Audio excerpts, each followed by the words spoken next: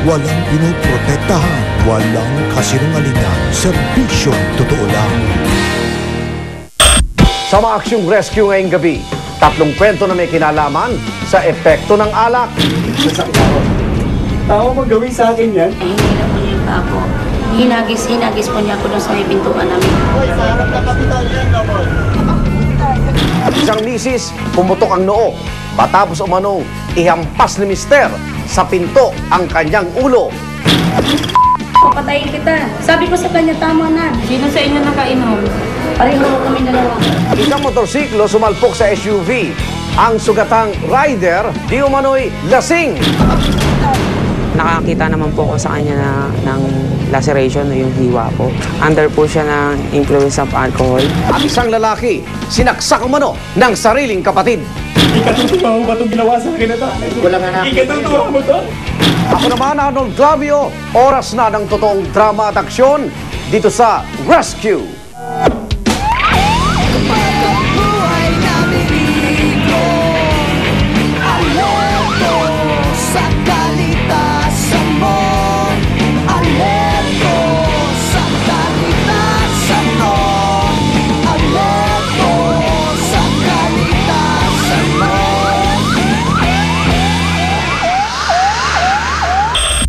Noong ika-25 ng Nobyembre taong kasalukuyan, naglunsad po ang Philippine Commission on Women ng 18 araw na kampanya para tuldukan na ang karahasan laban sa kababaihan. Pero sa aming nadokumentong reklamo, tila may ilan na hindi paaawat sa pang-aabuso. Isang misis ang pumutok ang noo matapos ihampas ng mister sa pinto. Ang dahilan, matinding selos.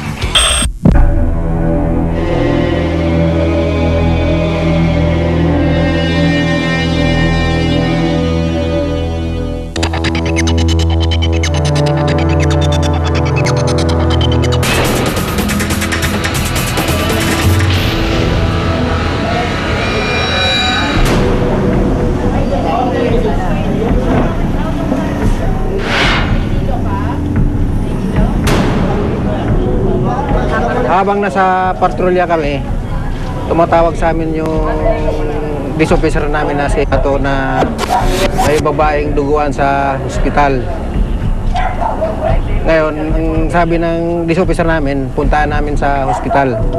Ngayon, nakita namin sa hospital, duguan yung babae, nakamindahe na yung ulo.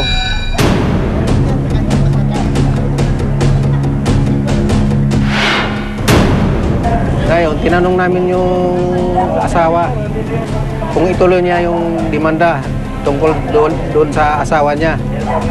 Eh sabi niya, idemanda daw niya. Pagkatapos, dinala namin yung asawa sa Women's List.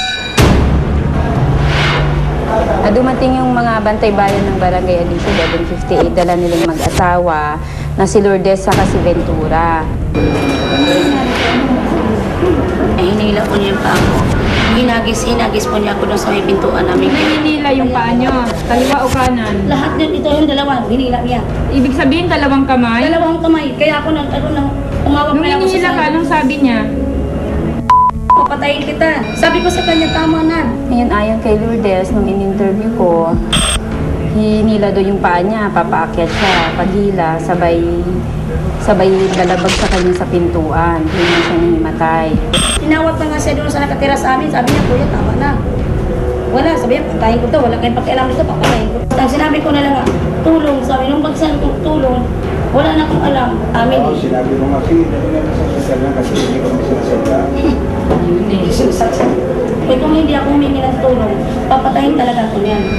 Kagabi po, may pumunta pong kaibigan po niya nga, may yung mag-iinom po, nagaya sa amin ng inuman.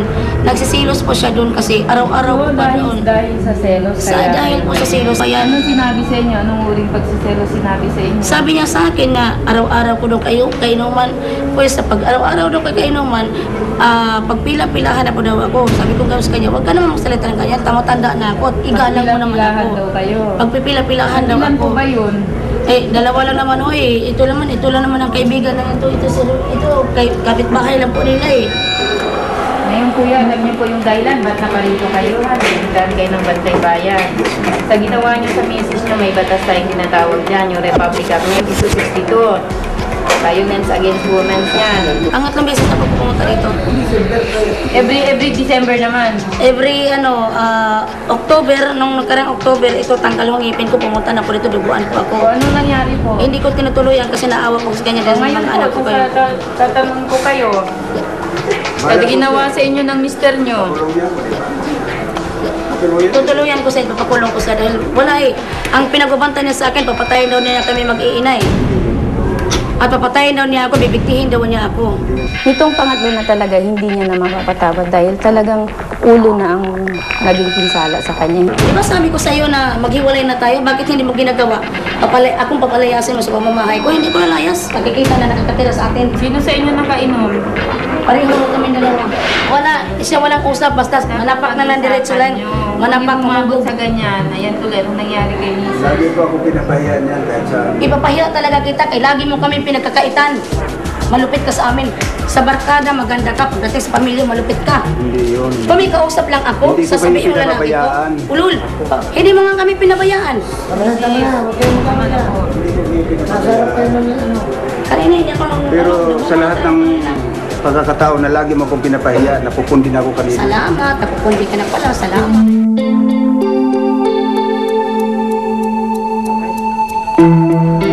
Posibleng kaso, talagang makikita natin yung Republic Act na physical injuries in relation to Republic Act 9262. Pwede rin natin ipasok yung frustrated homicide kasi hindi natin alam baka yung nangyari kay Mrs. ikamatay niya. And po, Mr. makukulong kayo dahil reklamo kaya sasampahan ng kaukulang reklamo ng Mrs. niyo. Tanggapin ko po yun. Tanggapin ko po yun. Yun po ang gusto niya eh. Bahala siya. Nasa kanya na lang po. Hindi yun niyo pong sabihin, hindi yun ang gusto ng Mrs. niya. Nakikita niyo naman yung ginawa niya Alam sa ko po yun Mrs. dahil Talaga lang, may nung dahilan. Ang Mrs. mo dapat minamahal. Nung Hindi una, I-inquest natin kasama yung suspect sa kayong complainant sa fiscal office. Kung malalaman natin na pag magrereklamo sila, kung binubugbog na sila ng kanilang asawa, sinasaktan ng sobra, pinapahiya, mga verbal abuse.